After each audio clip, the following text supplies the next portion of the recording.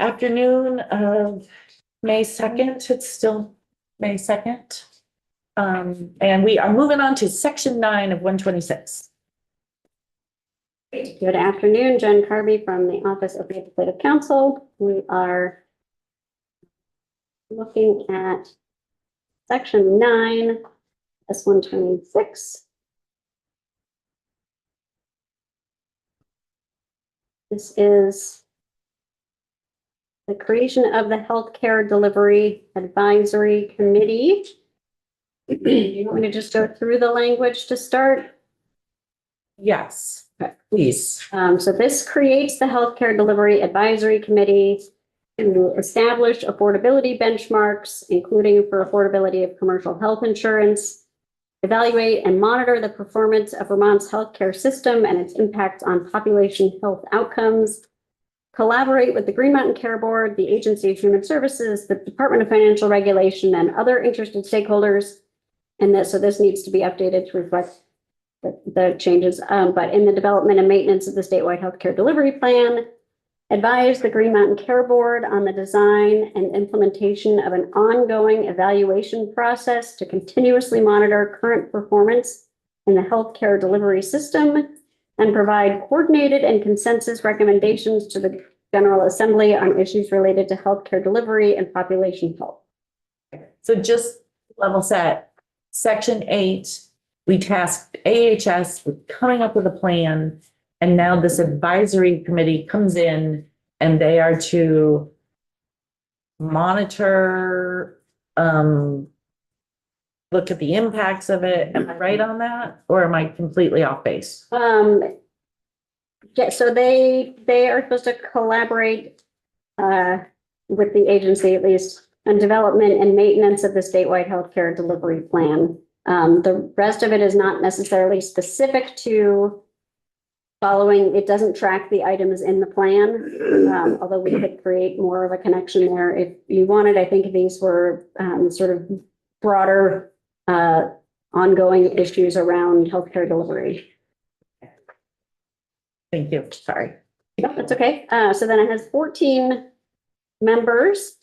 Secretary of Human Services or designee, chair of the Green Mountain Care Board or designee, chief healthcare advocate from the Office of the Healthcare Advocate or designee, representative of commercial health insurers offering major medical health insurance plans in Vermont, selected by the DFR commissioner, 2 representatives of Vermont hospitals selected by BOZ, who shall represent hospitals that are located in different regions of the state and that face different levels of financial stability.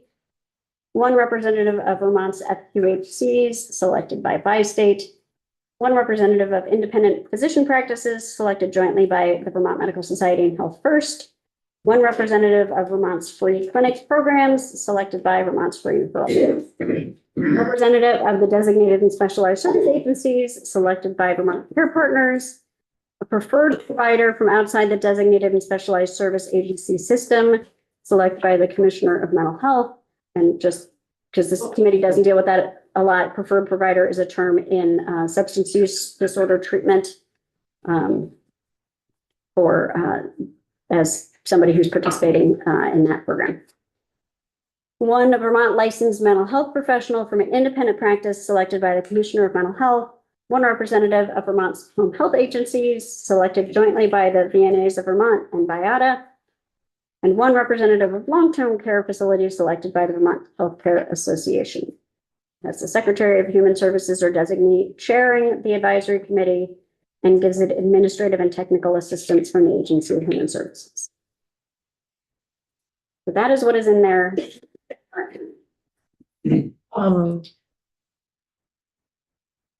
Not a primary care physician to be had. Well, Leslie. that's my confusion is, are we doing 2 different committees or are we integrating these 2 or that's what I'm trying to understand. Cause yeah, there wasn't a primary care. The other one was all primary care and clinicians and this is no. Right, so the proposal from the Vermont Medical Society is to create an advisory subcommittee on primary care. So it doesn't replace the membership of Okay, this so there are committee. 2 different, we're looking at 2 different. So, Got right. it. Just- However, we do have, I'm sorry, And I, from VMS and Health First are putting someone on. CMS and Health First get to pick a representative from a physician practice. Right, independent. Not primary Independent. care. Yeah. Oh, It could be any doctor, anywhere for anything, or a nurse practitioner. Well, right, it's a representative of independent physician practices. So as a placeholder, and I hate these long committees. Everybody's on them. However, as a placeholder, we should have one representative from what I am proposing of at least the primary care committee that I envision being created from in section 8 somewhere. So It would be two primary care provider reps.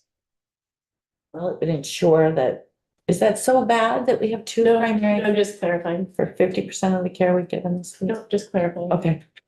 So I'm still not sure I understand the committee as part of the plan. In section 8. I don't know where I'm going. I'm sorry. Just- Laura, Why don't we please. just do it? Why don't we just add a primary care physician? Right. Okay, we'll add a primary care physician. Provider. Provider, whatever, I mean, whatever. Yeah. As designated by PCAG, we could put in there. I thought we already had one.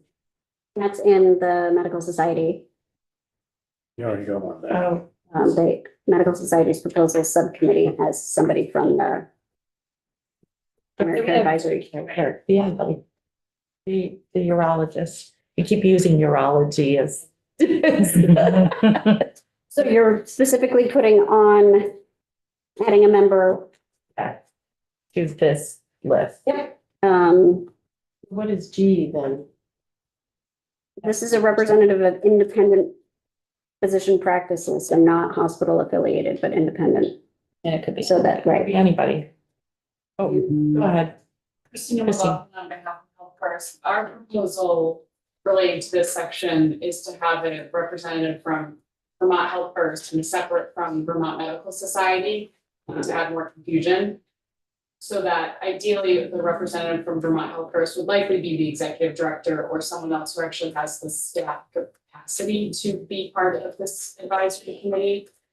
We are happy with the VMS proposed language on the subcommittee, which also has a primary care division appointed by Health First and a separate one from VMS. So we're asking to separate the seats on this healthcare delivery advisory committee as well. You want two independent physicians, one chosen by No. VMS, one chosen by Health First. Really just two representatives, one from Health First, one from VMS, and likely the healthcare delivery advisory committee. It won't be a physician, that will be on the subcommittee. This is to have, just because healthcare physicians can't dedicate as much time as one Okay. would like, and so it would likely be a staff person from Health First. So it would be Jessa and Christina. For the executive director. or Okay. someone. So it's, So a representative, our language is a representative in representing independent physicians. By Yes, you're absolutely right. I wasn't thinking of this in terms of, these are the people who represent these people. Go ahead, Topper, I'm sorry. so what you're saying is that sentence is there, you just want it split. split, yes. Yeah. So one representative of independent physicians selected by Health First. And one representative. Selected by VMS. One representative of, well, everybody else is it just one representative of providers or do you want primary care? Primary care. Primary care, yeah. Okay, Health First, are you okay with going with well, it would be No. primary care for VMS. And it would be, I want to make sure that nurse practitioners could be involved as well, like their primary care providers as well. so I can put of primary care providers, I think that's fine, but I don't know that VMS is going to, they don't represent nurse practitioners, I don't Yeah. believe, do they? PAs. Yeah, PA, right. So Yeah, which would mean that we are now adding another one, a representative of the Vermont Association of Nurse Practitioner. And Practitioners. before we keep going, can I suggest someone I wanna add? No. Yes, but before you get off the Yeah. providers and. Just from Vermont Medical Society, just to, again, clarify the relationship between this big overarching committee and the subcommittee, at least in our mind, was the subcommittee is really where everyone who practices primary care will see the practitioners. And then this is more kind of the different views of the healthcare system, so more the different entities. So that, again, that's my mind, how I was envisioning it. So on that practitioner list, you'll see on the subcommittee, we had APRNs, PAs, and others, but thinking that, again, this is more a kind of entity-based, but It's obviously, a subcommittee. correct, on the subcommittee, we're more all the providers. Yeah. But to your point, on this committee here, these are the representatives of them. So to put one representative of an independent physician and one representative of a primary care physician, you represent both Yes. of those. So we don't need to put the primary care physician here because VMS and Health First represent both. And it's going to be the representatives of them, not the actual physician walking in, okay? So are you making a change? I think they want two, so we're changing it to just two. Two representatives of independent physician practices selected jointly by VMS and Health First. Isn't that what you suggested? No, splitting. No, splitting it up. Okay, splitting it. Okay, So that is true. They have language here. It happens all the time. I don't know why. Valerie, why don't you read the language that they sent? I think Jen got it right when she said, Oh, you have it, okay. The one representative of primary care providers selected by Medical Society, and but then are you doing another? So there's the, I think people are getting confused because there's the list in the bill for the advisory committee, and then there's the list where you keep thinking you're seeing all these primary care providers because you are, but this is the VMS proposal for the subcommittee. So I don't know if you're looking to have an advanced practice registered representative of APRNs or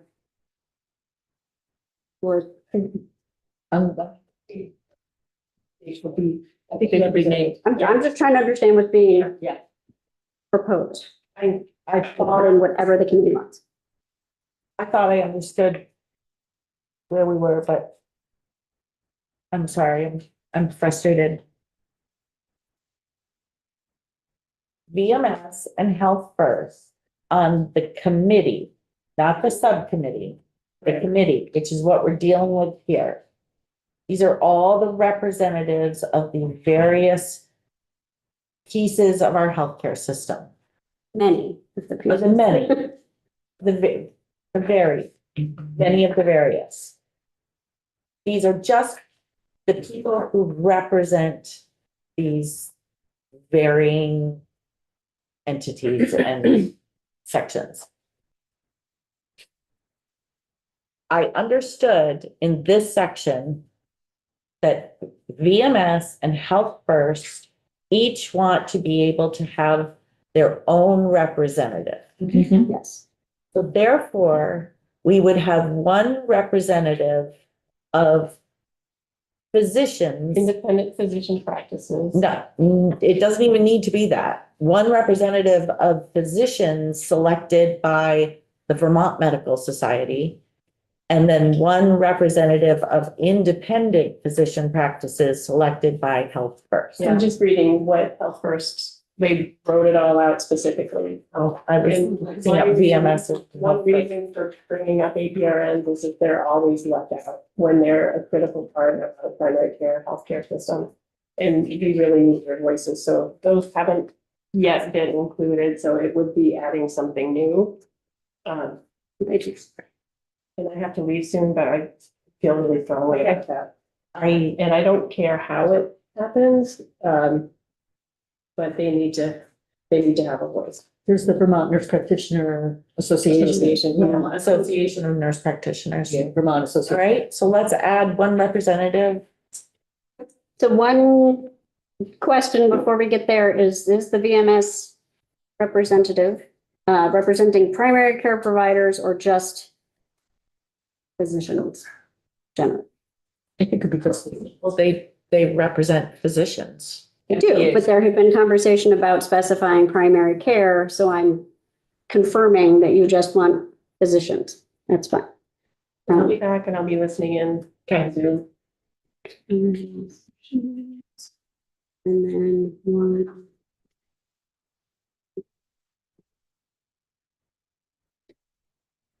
Leslie?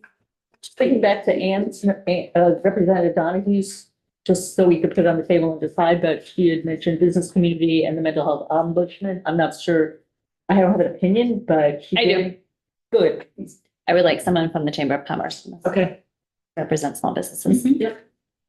So do you want to specify representative of small businesses appointed by the Chamber of Commerce? Sure. Okay. And then the mental health I don't- ombudsman. And yeah, I mean, honestly, if we're going to put the Vermont or the healthcare advocate from Vermont Legal Aid, So you do not have the long-term care ombudsman. Right. It's a separate office in legal aid. We gotta be careful. Yeah, never mind. You can put whoever you want. I'm very happy to say no. I'm just well, throwing it I'd like out. to hear Daisy's thoughts on that. I think what we have here, you know, in terms of the existing members with regard to mental health is good because it's consistent with the way that the primary care ones are listed, which is with regard to the facility type, like FQHCs, free clinics, and DAs, and what was the other one? SSAs. So keeping it consistent with regard to the practice facility makes sense to me rather than inserting the ombudsman. Okay, so it looks like we are adding three more people. So, Did you get the APRNs? yep, so we've got one, so we're changing G to be one representative of independent physician practices, and Health First did have independent physician practices, so I'm gonna stick with that if that's okay, okay. Selected by Health First, representative of physicians selected by the Vermont Medical Society, a representative of advanced practice registered nurses selected by the Vermont Association of Nurse Practitioners, and a representative of small businesses selected by the Vermont Chamber of Commerce. Cool. All right, so we are at 70. Did you say 70? 17. It feels like 70. It'll take a while before we get to. Anybody else want to be a part of it? In all honesty though, because remember, this is the committee that will be advising and obtaining and overseeing the healthcare delivery of our statewide plan. Are we missing anyone? Would we add any other interested party to give us flexibility, or is that a bad idea? I think, I mean, you're already trying to convene Yeah. 17 Too many people people. and potentially figure out if there's a quorum. If they're going to take action. So I think they can invite anybody they want to talk to them. Okay. Okay. Okay, so now we know who's on it. What do you want them to do?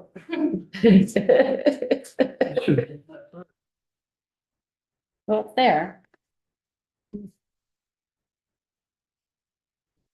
It's good to me. It looks good to me. We're at the top, back to the top of 9, actually. Section 9, Yeah, yeah. section 9, page 22. So, and we did already walk through that. This is what we want all these people to do. Are we good with that? Read it one more time. I know you had gotten written testimony from Blue Cross Blue Shield about the affordability benchmarks. And whether that's already done. Oh, yes, you had duplicative language. Right, so the first one, thank you for.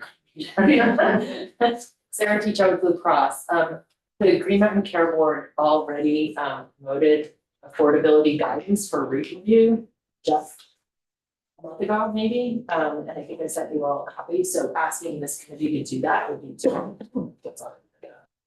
And I also want to note that the original language came in because the hospitals wanted it, so you may want to hear from the hospitals. Thanks, Ben. Devin Green from Buzz Island. You don't know how you people this in your head. I know, it's fascinating. But I know we were aiming here was not a year-to-year affordability, but what are we working towards? So that we have a goal established and we know what we're. Right, and my recollection of what Buzz said in the Senate is we keep talking about affordability, but we don't define it. So I don't know if it would work to just take out the specific reference to commercial health insurance. Say establish affordability Affordability benchmark. benchmarks or benchmarks for affordability of healthcare.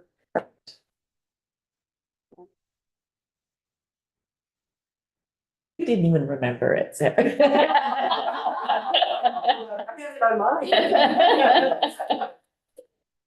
Eli.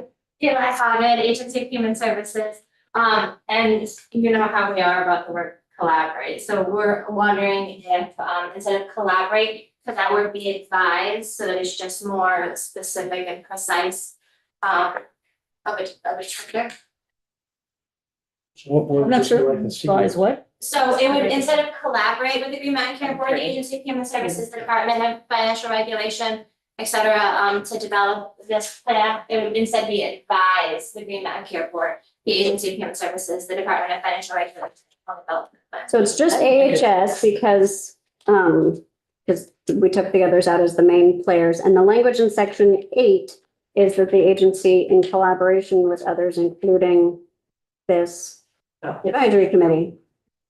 It feels like if their AHS is collaborating, then maybe the advisory committee should be collaborating.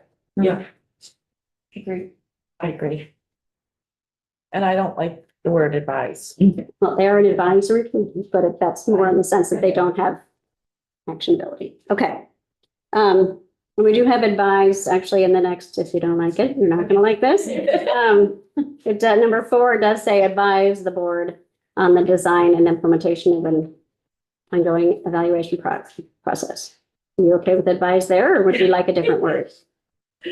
I'm slightly triggered by the word advise because I had someone in my life before that used to spend a lot of time saying, I'll take that under advisement, which means no. That's somebody in your life. And now I have another person in my life that says that all the time.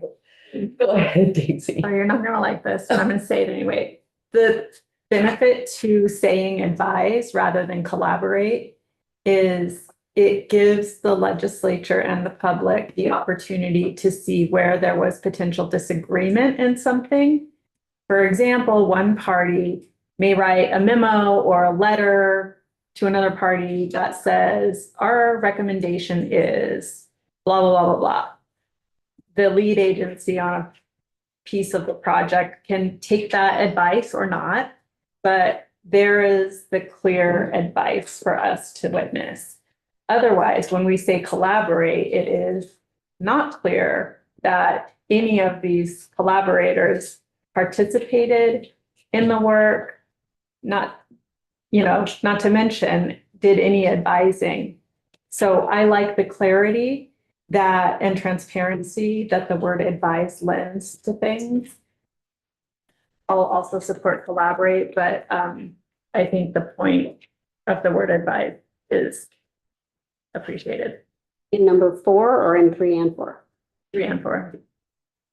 Specifically, when we're talking about a plan where we're having like 17 graders, and this is a very large plan where those who are collaborating have to do interests. They would have to reach consensus among their 74 members. No, I'm saying that they're advising, but they're advising the position, the collaborative consensus position of all those members together. Lori, did you have your hand up or? Nope, you were I'm just- good with Ready to go to 10. Okay. All right, everybody good? I'm good. Let's move on. Okay, And so I'll be making small changes in 1 and revising 3 to make it clear that it's really the agency of human services that is the lead. I'm happy to list others, but it seems like maybe just and other interested stakeholders. So we don't repeat everything everywhere. All right. Well, look at that. We are on section 10. Integration of healthcare data. And you had gotten a consensus proposal from 3 of the stakeholders. I think gotten some feedback from others.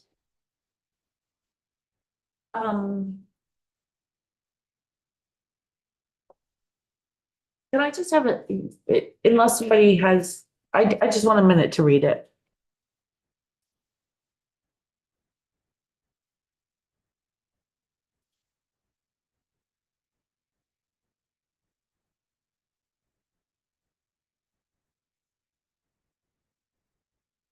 I think that, I don't know, and anyone can tell me if I'm completely wrong on this. But to me, as I read this, this seems to be, this seems to be that we are moving to a integration of healthcare data. I am unclear as to, I'm frankly unclear as to even what we're talking about integration of healthcare data. Are we talking about data as in, sets of data, de-identified? Are we talking about a statewide health record? Because it says, improve patient, provider, payer access, but then we're talking about healthcare data. So I don't even know what the meaning of data is in this context.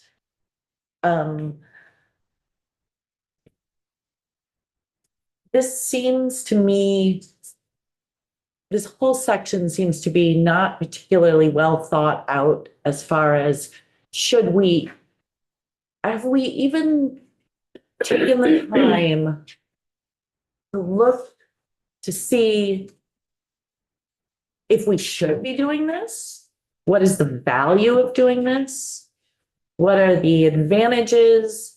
How something like this would even be implemented? What are the pitfalls? What are the downsides? What do people, it says to create an integrated system of clinical and claims data in order to improve patient, provider, and payer access to relevant information and reduce administrative burdens. We haven't even studied the best way to improve patient, provider, and payer access. We haven't even identified where the problems are, how the best way to do that. Is anyone else Consensus language is completely? provided to you, and I also will tell you that Representative Cordes has her hand up, but you can't see what I can. Can't see. I thought you were calling me here. I don't know. I also don't even understand if this is feasible. This is just a concept. Leslie, Well, I was looking back at the purpose of 126, and I'm not seeing how this fits into the purpose very much. And I think the purpose of 126 is what I care about, of, transforming our healthcare system. One of the witnesses says it's been 18 to 24 months, which is a long time, in what we're trying to accomplish before that.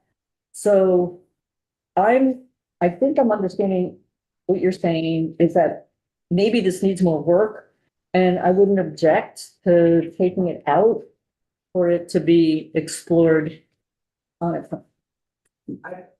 I was thinking about some further exploration into it. Lori. I think that's our. Can I interrupt real quickly? I'm sorry. So sorry. I'm gonna- I'm I'm sorry, going to Lori. be unavailable for 20 minutes, so I'm wondering if I could cut the line and just be real Yes. quick. Yes. Thanks. I like Leslie's suggestion, and we have more than enough urgent work at hand to be doing right now. I do not support this, including this section, even with the amended language, the consensus language. And one of my gravest concerns is the lack of a safe and reliable partner in the federal government with really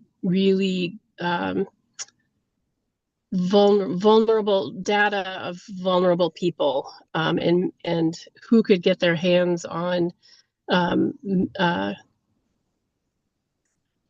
such data. And I don't want to set us up to be in any way inadvertently providing really sensitive data on everyone, not just the populations that are particularly vulnerable right now. So I'd like to have this struck, and maybe have a whatever, one of the work groups that we love so much look at it.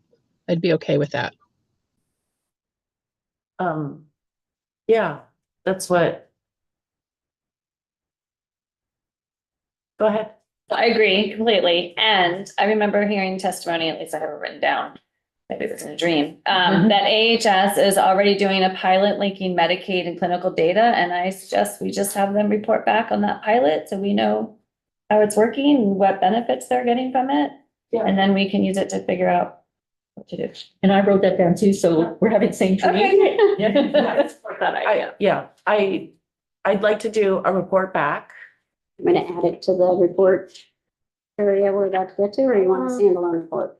Should we do a standalone report on integration of healthcare data? And make the intent that that we want to utilize health information and technology to achieve all those things that are in the original 126. Access, affordability. On E. E, Ben Yeah. already has a report on this, I think. Can we modify E?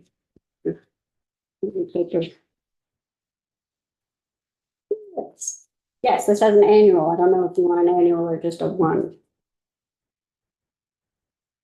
I was just thinking of keeping A here.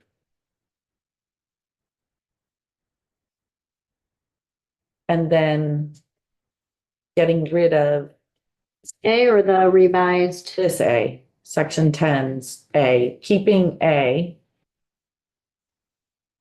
And instead of developing an integrated system, say that the Agency of Human Services shall collaborate with the Health Information Exchange Steering Committee and maybe VPUHC and VCures. If it's data warehouse. Vickers is like staff. I mean, pre-med care board staff. Staff. Not. Okay. In the feasibility of an integrated system of clinical and claims data. You go ahead. I don't know, because Medicaid's already doing it. I can't believe I'm saying this. I think I want a feasibility study. Right, that's what I was saying, to evaluate feasibility It's the word feasibility came out of my mouth and I. of an integrated statewide system. Is that what? Development and implementation of an integrated system. No, we're getting rid of the development. We're gonna Right. do the feasibility. Evaluate of the it. feasibility of an integrated Statewide. statewide system. Statewide system of clinical and claims data.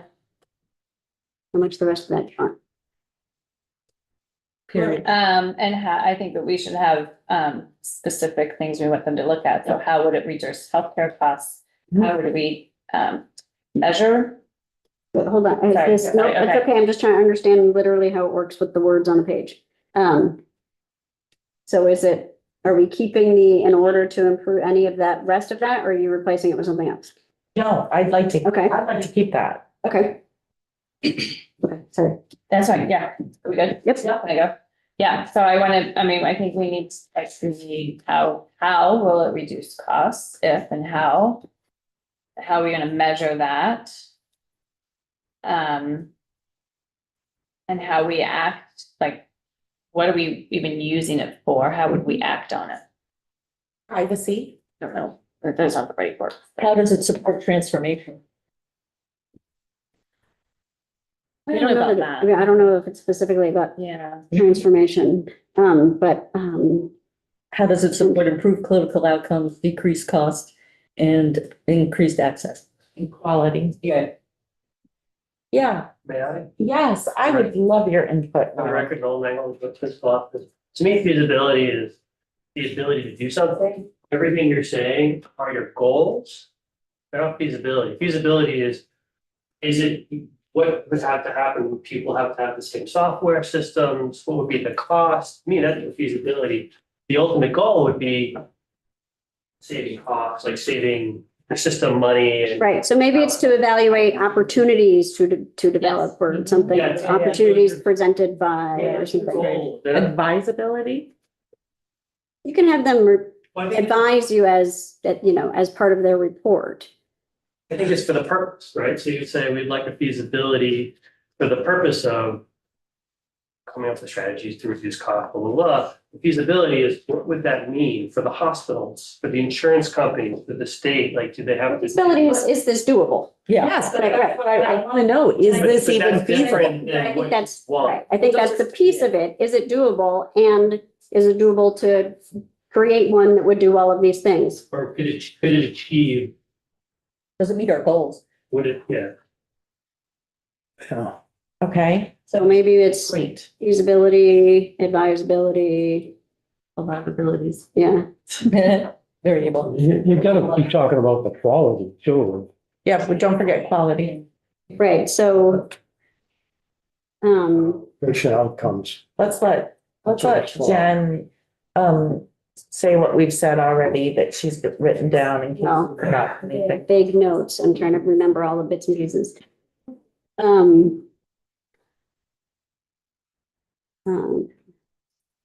And I don't know if you literally want to say how it reduce costs or contain costs or help contain costs. Reduce costs, increase quality. The triple A, let's keep the triple aim consistent. Increase Triple M? Triple aim, access. Quadruple aim and so we're not looking at providers at this. Productivity. previous report. I mean, you're talking about, If I may, I now have some concerns about the feasibility of the feasibility study. In that, sounds like HS does not have the in-house capacity to do this work. And how would they have the capacity to actually build the, they have the capacity to build it, but they don't have the capacity to write a report on it? I don't. Eli?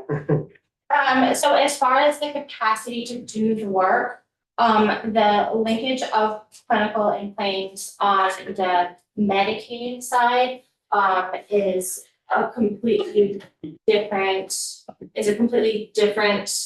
beast than linking clinical and claims from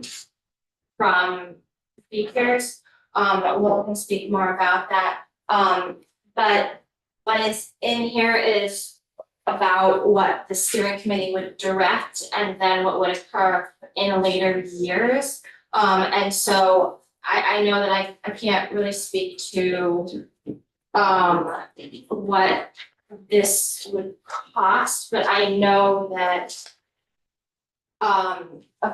that producing a study. All I will say is that Will Dempsey sat in that chair either it could have been a week ago or a month ago, I'm not sure at this point. And he said, and this was when we were tasking AHS to actually align clinical and claims data. And he said, yes, and he was not talking about the Medicaid program because we were very clear, we already know about MD laws and he's very excited because that's going online soon. He was very, very clear that this was achievable. And we asked several times, do you need any resources or an appropriation for this? And he said, absolutely not. We can do this all with our current capacity and we're willing to do it. And now you're saying that he can do that and AHS can do that, but they can't write a report without.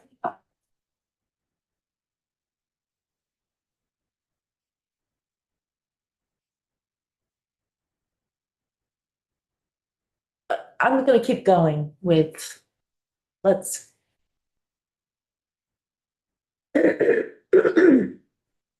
And he said it was gonna take 24 months, It's 18 months. 18 to 24, yeah. Yeah. I say we should just bag it. Well, if they're gonna do it anyways and it's free. If you're gonna do it anyway, then what do we? So let's continue with where we were going with it. And if AHS comes back to us and says we need money for it, then we will bag it. And if they feel like they can actually do it on their own without an appropriation, then I should say, have at it. Yes. Is, Mike Fisher, is this, I think there's some concern that they just could do this work with without approval, without further approval. And so is this discussion about steps that would need to happen before integration of claims collection? I was very clear in my questioning of him. Is there anything stopping you from doing this today? Absolutely not. Do you need any money? Absolutely not. So then do we even need this section at all? Do you want them to proceed without? I think the consensus language that we put on the table was intended to create a check. And I hear you may be considering. I'm just wondering, we're checking on a system that we haven't even looked at to figure out whether or not it's what we need and it will do any of the things that we want it to do. That's my concern. I would like to look at it first to say, what do we really need? Or proceeding, you'd like a report back. Yes. Go ahead. I really want to understand what value it's going to bring. Before. Yes. Yeah.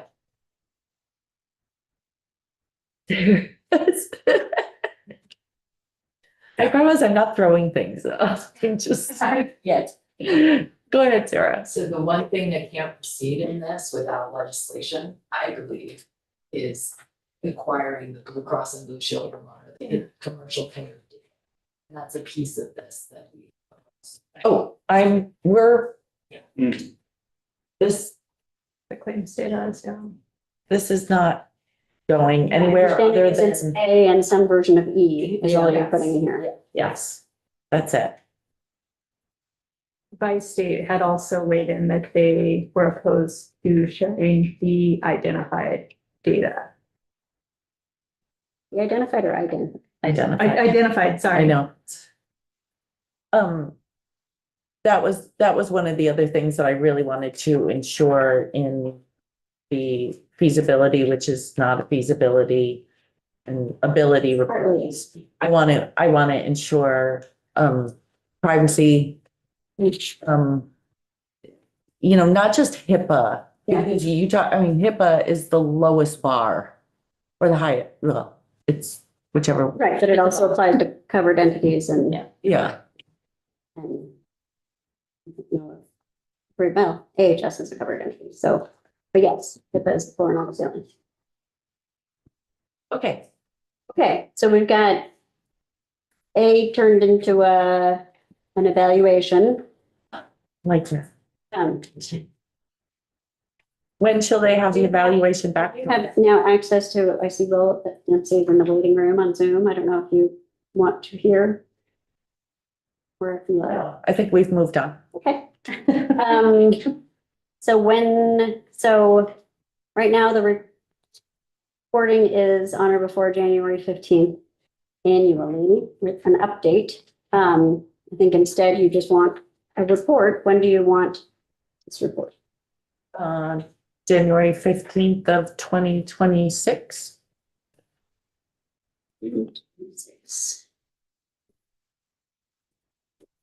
Okay. Okay.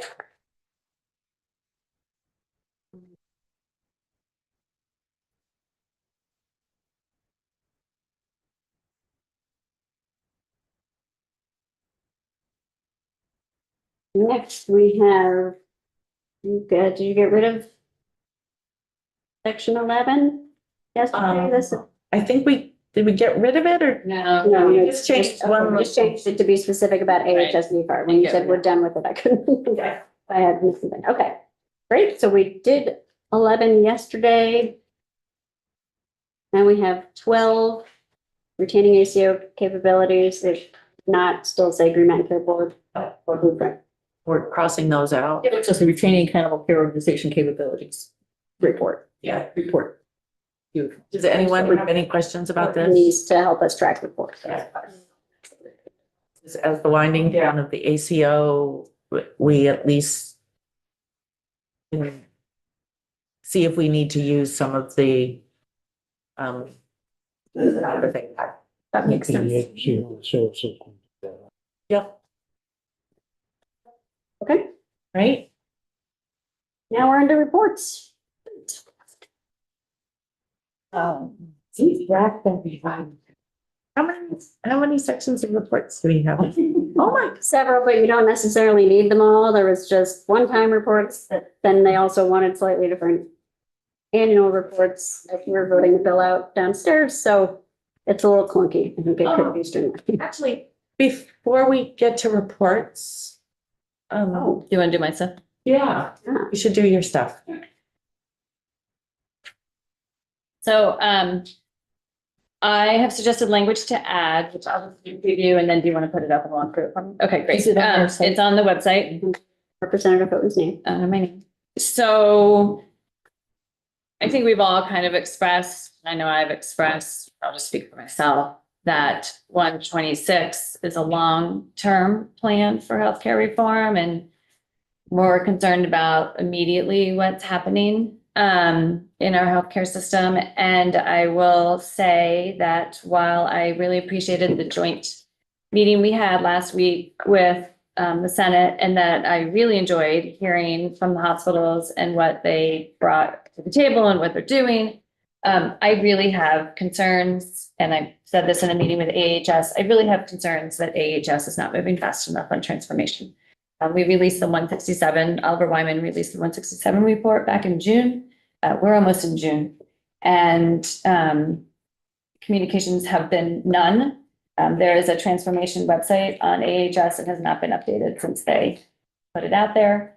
And so there's several sections in here, but that's my intent, is to have some accountability for some of the agencies that are doing this work. So I will briefly, but then Jen can walk through the language. So section A addresses or tries to address, we heard from the hospitals that they're making changes, but there was no numbers. We're not hearing anything from AHS on the transformation work.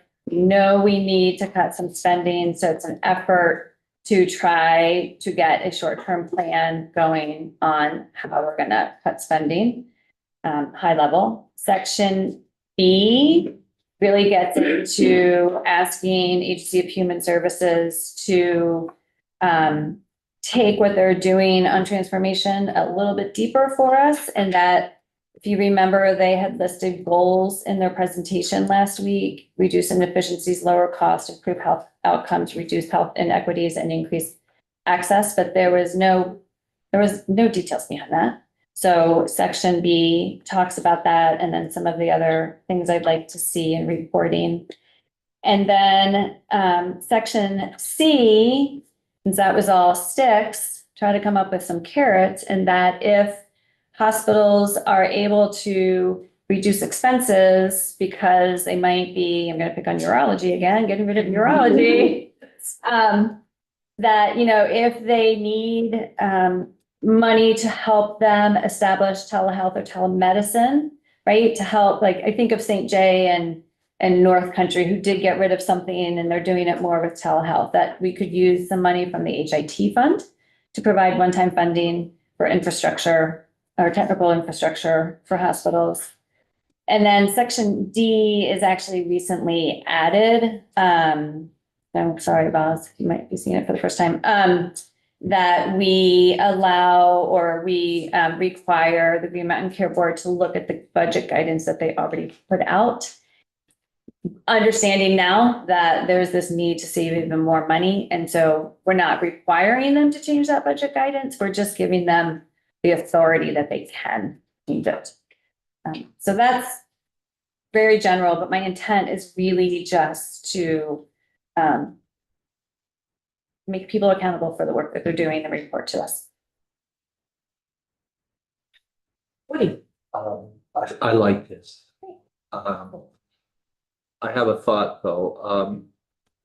The Agency of Human Services talked, maybe it was Healthcare Reform Director, talked about the work that they were doing with an agency in Pennsylvania. Yes.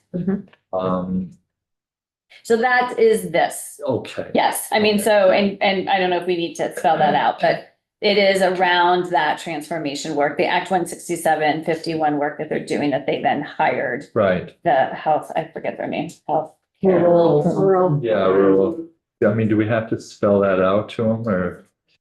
I don't think so. I mean, that is how they have chosen to implement the responsibilities you gave them in statute, you know, or in legislation, but I don't think you need to, if they need to change how they're doing things, they may have to change how they're doing things to speed up processes or otherwise.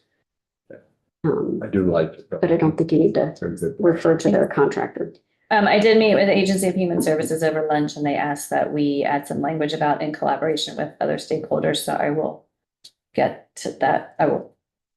We don't have to take time on that here, but I can talk to Jen about it. You want to look at the language? Let's look at the language. So it is on your webpage. And as Representative Houghton said, it starts with in section, I've just called them sections A, B, C, and D, depending on where you want to put them. So the first one is on regional healthcare spending reductions, and it directs the Agency of Human Services to organize the state into regions in which collaboration and coordination among healthcare providers may increase efficiency and affordability. It requires the agency to coordinate efforts by hospitals in each region to identify at least a 10% reduction in overall healthcare spending that can be achieved by the hospital or hospitals in that region for hospital fiscal year 2026. Yeah. So that, I'm going to change that 10% because I've gotten some feedback that that's a very big number. So I will come back. That's like $400 million. Oh, it's a little too much. Representative,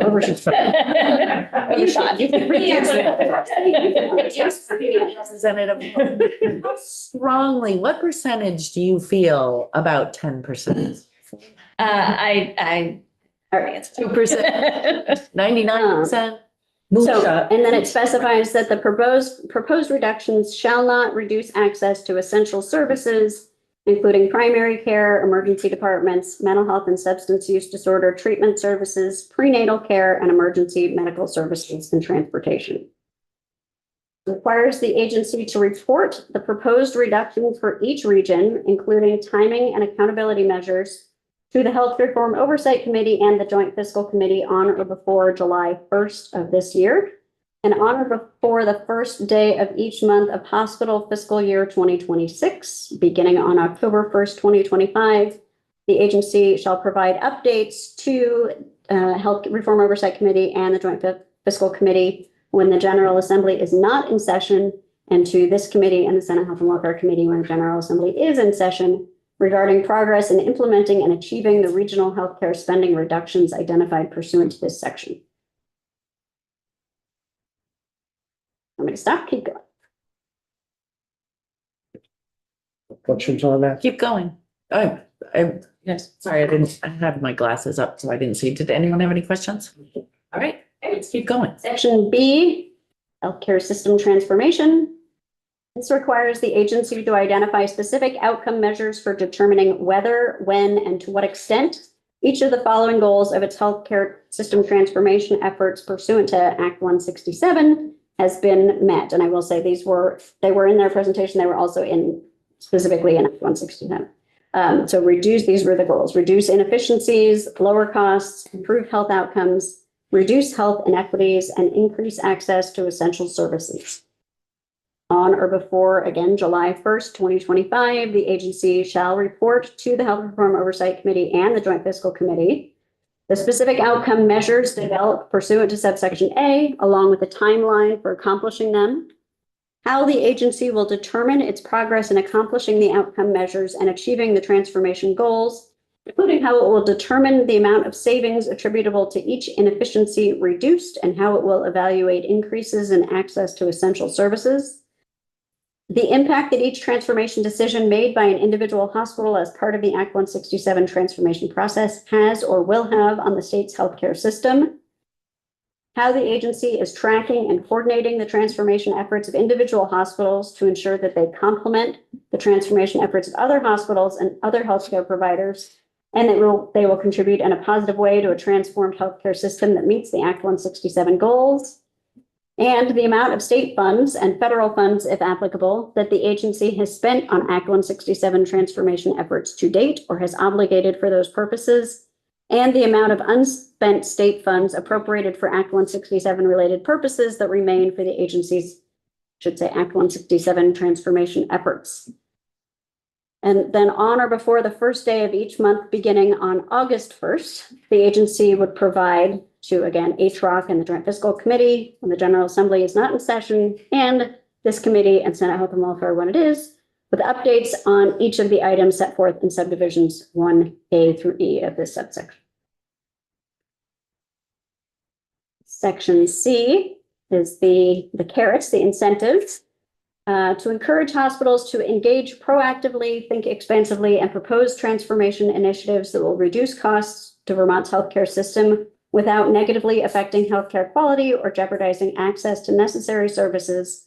The Agency of Human Services shall award grants to the hospitals that actively participate in healthcare transformation efforts to assist them in building partnerships that will expand Vermonters' access to healthcare services delivered using telehealth.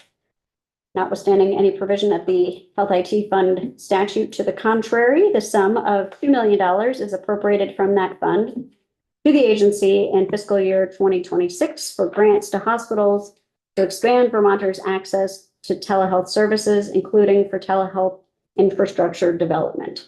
Probably say something about first come, first served. And then there's section D, but I do see Representative China's hand is up.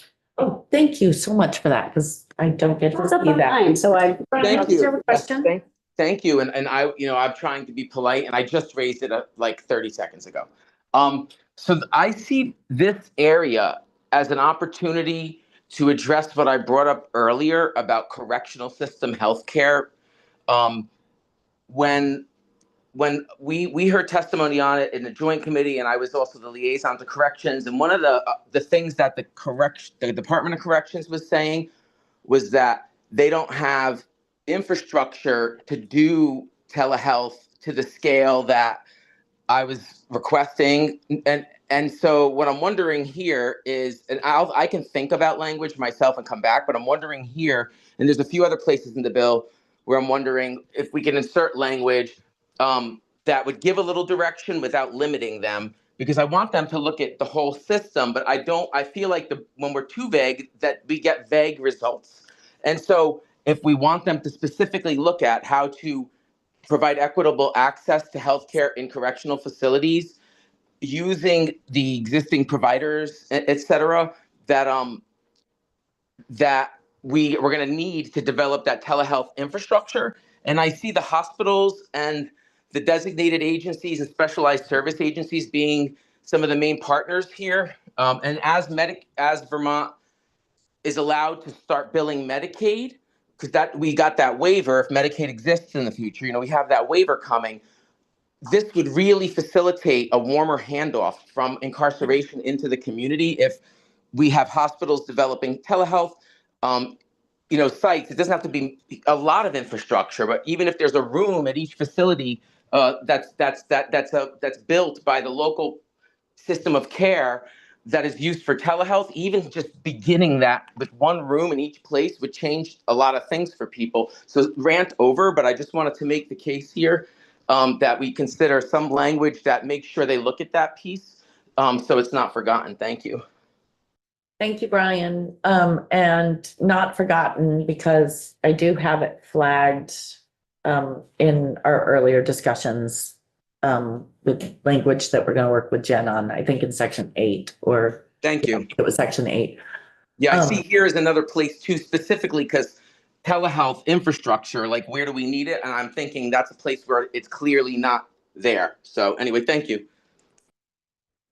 Lori. So I appreciate that, Brian, and I will say my intent with this amendment is specific to the hospital transformation work that we're doing, and that we need to be able to provide them access to money for infrastructure if they reduce costs.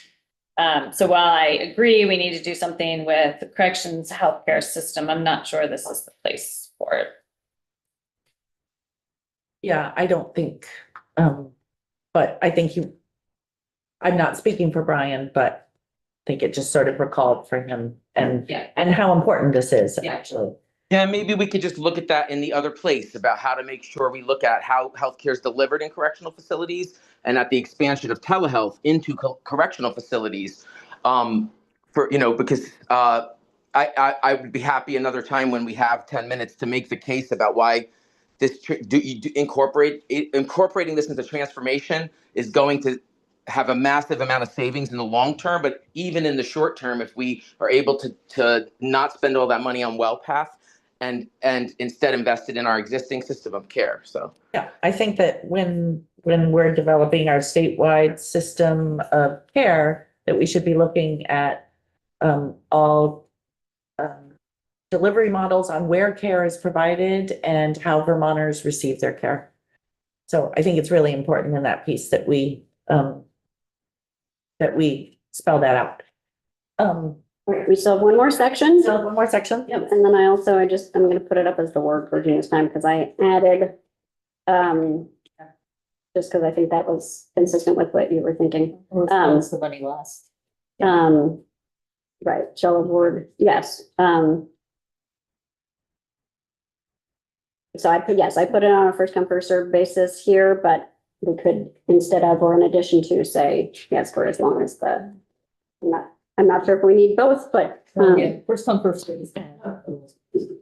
Never mind. And this is an amendment, and I'll certainly talk to appropriations because I know they like to have heads up on this, but I want to remind everyone that Nolan walked us through the HIT fund, which has a rather large surplus, which grows every year, because don't forget that the HIT fund is on the claims tax, and as the cost of care goes up, the claims amounts go up, which means the tax collected goes up. So anyways. All right, section. Oh gosh, now no one's gonna correct me on that. No, you're right. The only thing I would add to that is whether it's one-time or base. I'll be very clear on that. Yeah. And I don't, what I'm saying, there's enough money for one time. Yeah. That was my intent. Okay. Well, okay.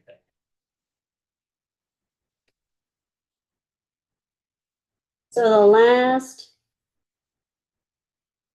section here is, nope, on document. I missed it. Is it? Oh, okay, well, it is wrong version, but that'll work.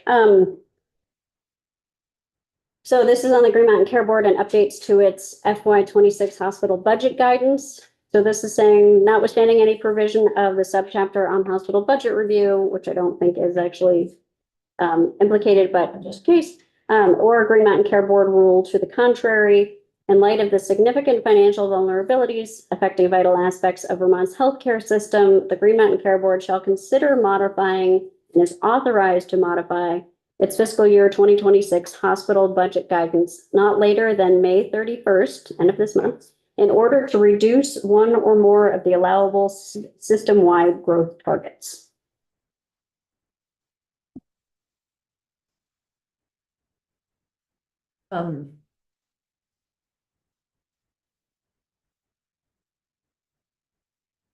Yeah, we keep talking. What are we doing now? This, yeah. Green Mountain Care Board wanna speak to that at all? Thank you, Madam Chair. Diane Lanford from Mountain Care Board. I would like the opportunity for at least to understand or get people to understand and maybe be able to provide a comment. I think we're just, they may be listening, but they might need to do a little review. Okay. Of what this is. Oh. Surprise.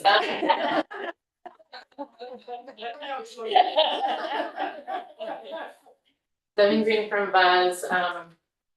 We very much want to do the transformation work. We did this had a meeting with our hospital leadership and the leadership of their boards. And one of the things that came up was the inability to get into a room and talk to each other due to antitrust laws. And we would like a type of state action exemption so that hospitals could do that work. I would love language in here. Yeah. I mean, we will have more to say about this, but that's what I have to say for now. Okay, which, do you have of these language pieces? Is there a specific one you're looking at, or? Well, it does seem like it would be helpful to get clarification about, we know we have a $200 million problem. This percentage is going to this $200 million problem. Okay, that is helpful. Yes, it is. And obviously the percentage needs to change. And I'm also open to other language. I said that of Agency of Human Services too, but we need it like. Yeah. Right, but you're thinking it's on that piece where people are supposed to work together to identify.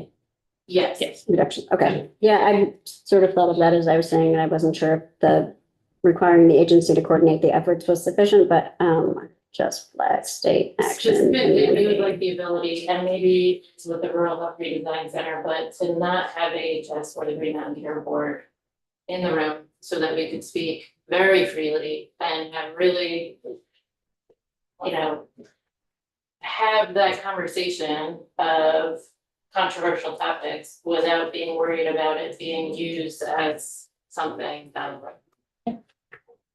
Look at how we need to frame it. As all members of an association, doesn't that provide you with the ability when you are gathered together as an association, you can talk about whatever you want that affects the association?